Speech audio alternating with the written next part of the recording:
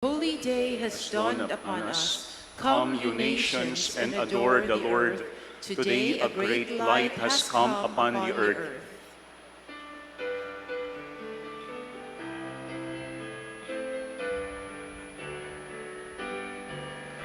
Alleluia, alleluia, alleluia, alleluia, alleluia, alleluia, alleluia. My dear sisters and brothers, the Lord be with you. And with your spirit. A reading from the Holy Gospel according to Luke. Glory to you, O Lord. There was a prophetess, Anna, the daughter of Phanuel of the tribe of Asher. She was advanced in years, having lived 7 years with her husband after her marriage, and then as a widow until she was 84.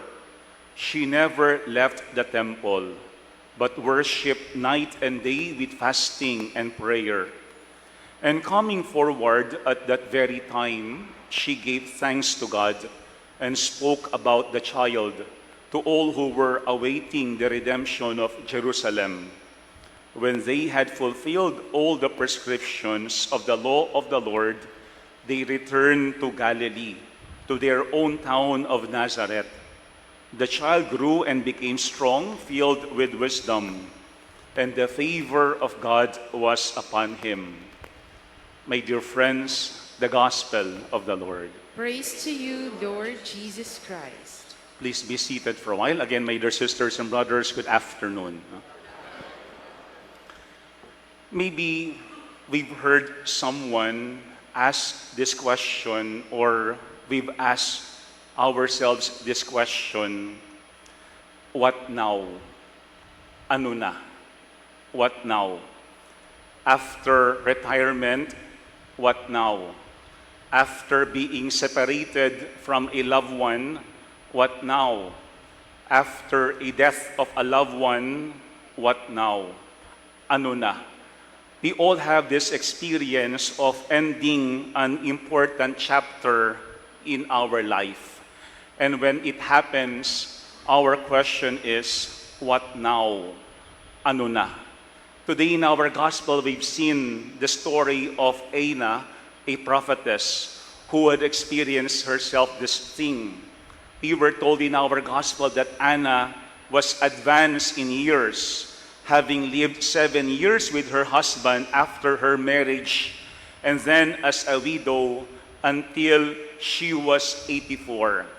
We could say that Anna had been through difficult times in her life.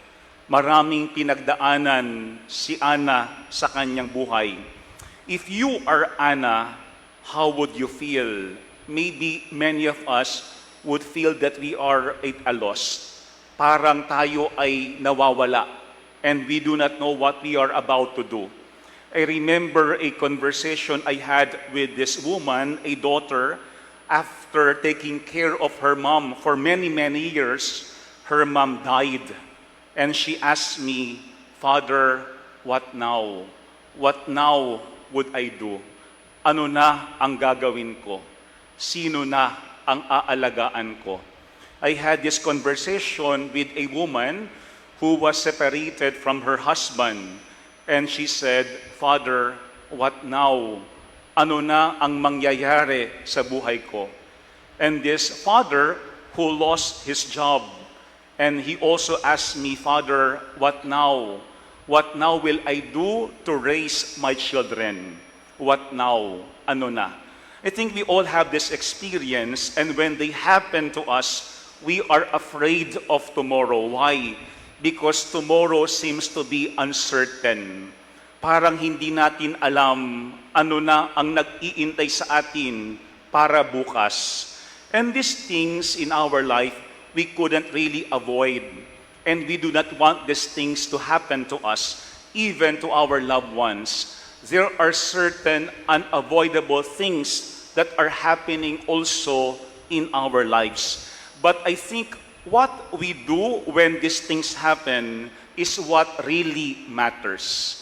Kapag dumating yung mga pangyayaring yun sa ating buhay, that we least expect to happen, the question is, what now are we going to do? Ano na ba yung ating gagawin sa ngayon? Look at what happened to Anna in our gospel. Ang sabi ng ating gospel, after all these things, she never left the temple, but worshiped night and day with fasting and prayer.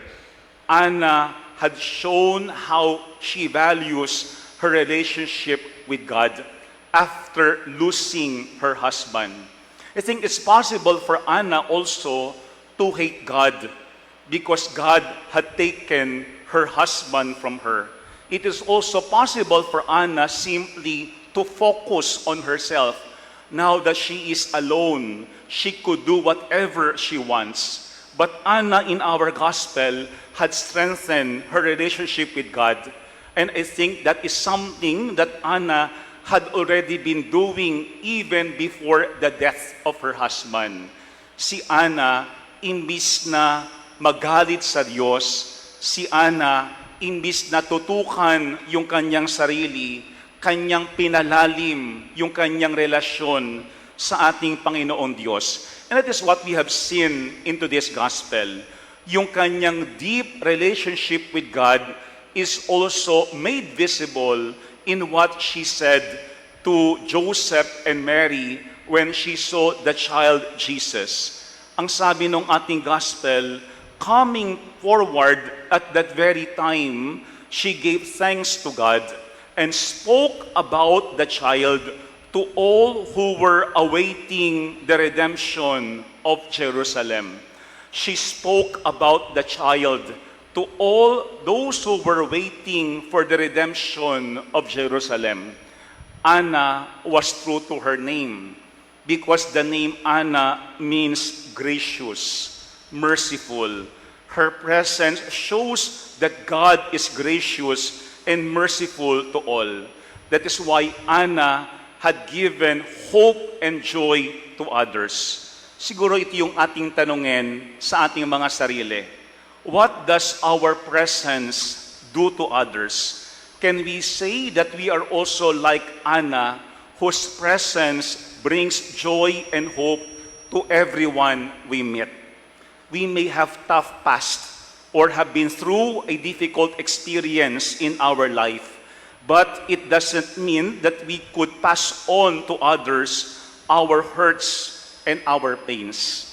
Kasi pwedeng sa dami ng ating pinagdaanang pangit sa ating buhay, ipasa natin yung pangit na yun sa ating kapwa, but not Anna. Because like Anna, let us also strengthen our relationship with God so that we could also bring joy and hope to other people. Ito yung hamon ng ating ebanghelyo sa ngayon. Let us not only ask what now, pero we ask God, what more do you want us to do? Kasi minsan ang tanong natin, ano na? Magandang baguhin natin yung ating tanong, Panginoon, ano pa? Ano pa yung hinihingi mo sa amin? Ano pa yung pwede naming gawin? Ano pa ang nag-iintay sa amin? Let me end our reflection with a quote coming from Mother Teresa of Calcutta. She said, "Let no one ever come to you without leaving better and happier. Be the living expression of God's kindness. Kindness in your face, kindness in your eyes, kindness in your smile." Maraming pinagdaanan si Anna, but Anna was very true to her name, gracious and merciful. And it happened why? Because Anna focused on her relationship with God. Marami man tayong pinagdaraan ng problema at hirap sa ating buhay, let us not ask what now, but we ask God, what more? What more do you want us to do for you and also for others? Amen.